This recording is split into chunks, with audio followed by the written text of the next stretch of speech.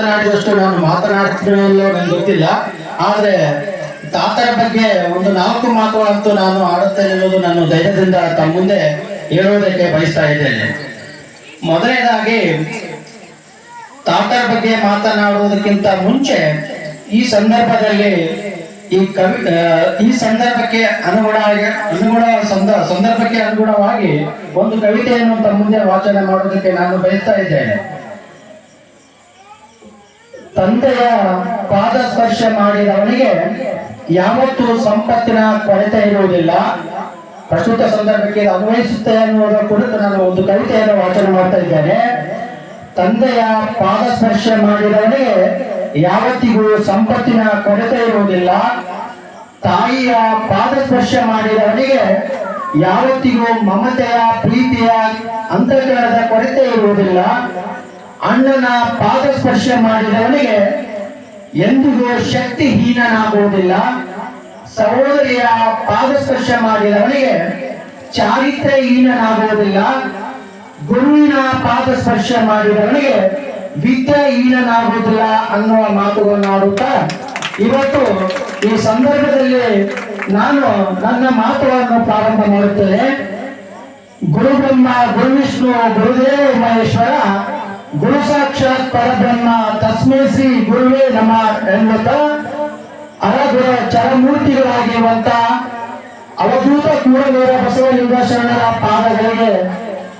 ಪಾದಗಳಿಗೆ ಅಣಿಮಟ್ಟು ಅವರ ಸಂಪ್ರದಾಯವನ್ನು ಮುಂದುವರಿಸಿಕೊಂಡು ಬಂದಿರುವಂತ ಕನಗನಹಳ್ಳಿಯ ಸಿದ್ದರಾಮೇಶ್ವರ ಪಾದಗಳಿಗೂ ಅವರ ಸಂಪ್ರದಾಯವನ್ನು ಮುಂದುವರಿಸಿಕೊಂಡು ಬಂದಿರುವಂತ ರಸ್ತೆಪೂರದ ಶರಭಯ್ಯ ತಾತನವರ ಪಾದಗಳಿಗೆ ನಮಸ್ಕರಿಸುತ್ತಾ, ಅದೇ ರೀತಿಯಾಗಿ ಶರಭಯ್ಯ ತಾತನವರ ಸಂಪ್ರದಾಯವನ್ನು ಮುಂದುವರಿಸಿಕೊಂಡು ಬಂದಿರುವಂತ ಹಿರೇವಡಿಗೇರಿಯ ರಾಚೋಟಪ್ಪ ತಾತನವರ ಪಾದಗಳಿಗೂ ನಮಸ್ಕರಿಸುತ್ತಾ, ರಾಚೋಟಪ್ಪ ತಾತನವರ ಸಂಪ್ರದಾಯವನ್ನು ಮುಂದುವರಿಸಿಕೊಂಡು ಬಂದಿರುವಂತಹ ಸಾಲೂರಿನ ದೊಡ್ಡಪ್ಪ ತಾತನವರ ಪಾದಗಳಿಗೆ ನಮಸ್ಕರಿಸುತ್ತಾ, ದೊಡ್ಡಪ್ಪ ತಾತನವರ ಪಾದವನ್ನು ಸಂಪ್ರದಾಯವನ್ನು ಮುಂದುವರಿಸಿಕೊಂಡು ಬಂದಿರುವಂತಹ ನನ್ನ ಆರಾಧ್ಯ ದೇವರು, ನನ್ನ ತಾತನವರ ಆರಾಧ್ಯ ದೇವರಾಗಿರುವಂತಹ ಸದ್ಗುರು ಮಾರುತೇಶ್ವರರ ಪಾದಗಳಿಗೆ ನಮಸ್ಕರಿಸುತ್ತಾ, ಸದ್ಗುರು ಮಾರುತೇಶ್ವರರ ಸಂಪ್ರದಾಯವನ್ನು ಮುಂದುವರಿಸಿಕೊಂಡು ಬಂದಿರುವಂತಹ ನನ್ನ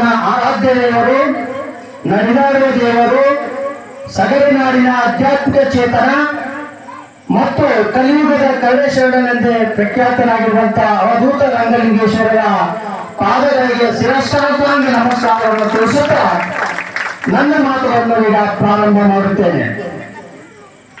ಮೊದಲನೇದಾಗಿ 15ನೇ ವರ್ಷದ ಪುಣ್ಯಾರಾಧನೆ ಕಾರ್ಯಕ್ರಮ ಅಂದ್ರೆ ಏನು?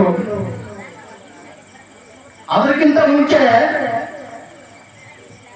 ಅವಧೂತ ಶ್ರೀ ಸದ್ಗುರು ರಂಗಲಿಂಗೇಶ್ವರರ 15ನೇ ಪುಣ್ಯ ವರ್ಷದ ಈ ಕಾರ್ಯಕ್ರಮದ ದಿವ್ಯ ಸಾನ್ನಿಧ್ಯವನ್ನು ವಹಿಸಿಕೊಂಡಿರುವಂತ ರಂಗಲಿಂಗೇಶ್ವರರ ಚಿರಂಜೀವಿಯಾಗಿರುವಂತಹ ಸದ್ಗುರು ತ್ರಿಶೂಲೋತ್ತರ ಪಾದಗಳಿಗೂ ಭಕ್ತಿಪೂರ್ವಕ ಪ್ರಣಾಮವನ್ನು ತಿಳಿಸುತ್ತಾ,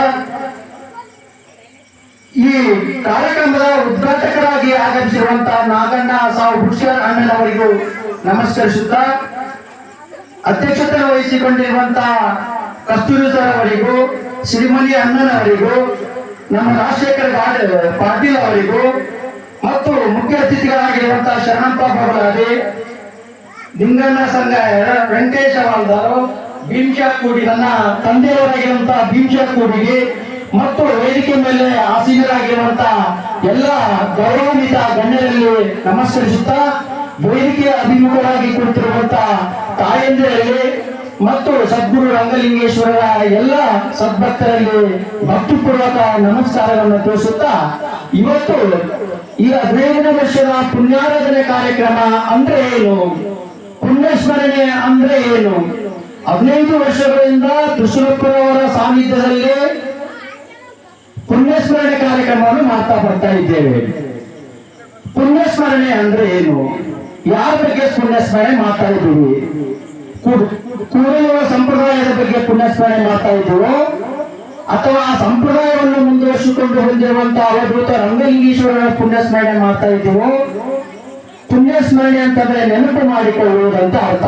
ನನ್ನ ತಿಳುವಳಿಕೆಯ ಪ್ರಕಾರ ಯಾವುದ್ರ ಬಗ್ಗೆ ನೆನಪು ಮಾಡಿಕೊಳ್ಬೇಕಂತಂದ್ರೆ ಸದ್ಗುರು ರಂಗಲಿಂಗೇಶ್ವರರ ಚಿಂತನೆಗಳ ಕುರಿತು ನಾವು ನೆನಪು ಮಾಡಿಕೊಳ್ಬೇಕಾಗಿದೆ. ಸದ್ಗುರು ರಂಗಲಿಂಗೇಶ್ವರರ ತತ್ವವನ್ನು ಕುರಿತು ನಾವು ನೆನಪು ಮಾಡಿಕೊಳ್ಬೇಕಾಗಿದೆ. ಅವರ ಸಾಧುವಾಗಿ, ಸಂತರಾಗಿ, ತತ್ವಪದಕಾರಾಗಿ, ಬರಹಗಾರರಾಗಿ ಮತ್ತು ಸಾಹಿತಿಯಾಗಿ, ಬಹುರೋಗ ತಜ್ಞರಾಗಿ, ಹಾಗೆ ಮತ್ತು ನಮ್ಮೆಲ್ಲರ ಅಂಧಕಾರವನ್ನು, ಬಡತನವನ್ನು, ಮೂಢನಂಬಿಕೆಯನ್ನು ಹೋಗಲಾಡಿಸಿದಂತ ಶರಣನ ಕುರಿತು ನಾವು ನೆನಪು ಮಾಡಿಕೊಳ್ಬೇಕಾಗಿದೆ ಅಂತ ನಮ್ಗೆ ಅನಿಸ್ತಾ ಇದೆ. ಇವತ್ತು 4 ದಿನಗಳ ಪರ್ಯಂತ ನನ್ನ ಹಿರಿಯ ಅಣ್ಣನವರಾದಂತ, ಕಾಕನವರಾದಂತ ಮತ್ತು ಎಲ್ಲರೂ ಕೂಡ ತಾತನವರ ಕುರಿತು ಸ್ಮರಣೆ ಮಾತಾಡ್ತಾ ಬಂದಿದ್ದಾರೆ. ನನಗೂ ಮಾತನಾಡುವುದಕ್ಕೆ ವಿಷಯಗಳಿಲ್ಲ ಅಂತ ನಾನು ಭಾವಿಸಿದ್ದೇನೆ. ಯಾಕಂದ್ರೆ ಆಲ್ರೆಡಿ ಅವರೆಲ್ಲರೂ ಮಾತಾಡಿದ್ದಾರೆ. ತಿರುಸುಲಪ್ಪರು ಅವರ ಸಾನ್ನಿಧ್ಯದಲ್ಲಿ ಎಲ್ಲವನ್ನು ಕೂಡ ಅವರು ಮುಂದುವರಿಸಿಕೊಂಡು ಬರ್ತಾ ಇದ್ದಾರೆ ಅನ್ನೋದು ಕೂಡ ನನಗೆ ಬಹಳ ಸಂತೋಷದ ವಿಷಯ. ಈ ವರ್ಷ ಕೂಡ ಬಹಳ ಅದ್ಭುತವಾಗಿ ಕಾರ್ಯಕ್ರಮವನ್ನು ಅವರು ಆಯೋಜನೆ ಮಾಡಿಕೊಂಡಿದ್ದಾರೆ. ಅವರಿಗೆ ಎಲ್ಲರ ಪರವಾಗಿ ತುಂಬು ಹೃದಯದ ಧನ್ಯವಾದಗಳನ್ನು ಸಲ್ಲಿಸುವುದಕ್ಕೆ ನಾನು ಬಯಸ್ತಾ ಇದ್ದೇನೆ. ರಂಗನಪ್ಪ ತಾತನವರು ಹೇಗೆ ಅವರು ಅಧ್ಯಾತ್ಮಕ್ಕೆ ವಾಲಿದ್ರು? ನಿಮ್ಮ ಸಾಮಾನ್ಯ ಮನುಷ್ಯ, ಅಕ್ಷರ ಕಲಿಲಾರದಂತ ಒಬ್ಬ ವ್ಯಕ್ತಿ,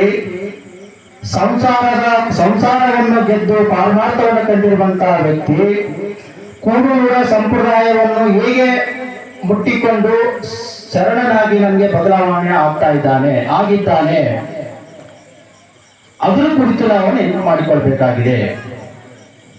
ಅದಕ್ಕೆ 12ನೇ ಶತಮಾನದಿಂದ 18ನೇ ಶತಮಾನದವರೆಗೆ ಬಂದಿರುವಂತಹ ನಡುಗನ್ನಡ ಸಾಹಿತ್ಯ ಏನಿದಲ್ಲ, ಅದರಲ್ಲೂ ಸಾಕಷ್ಟು ಶರಣಾದಿ ಶರಣರು ಬಂದು ಹೋಗ್ತಾರೆ.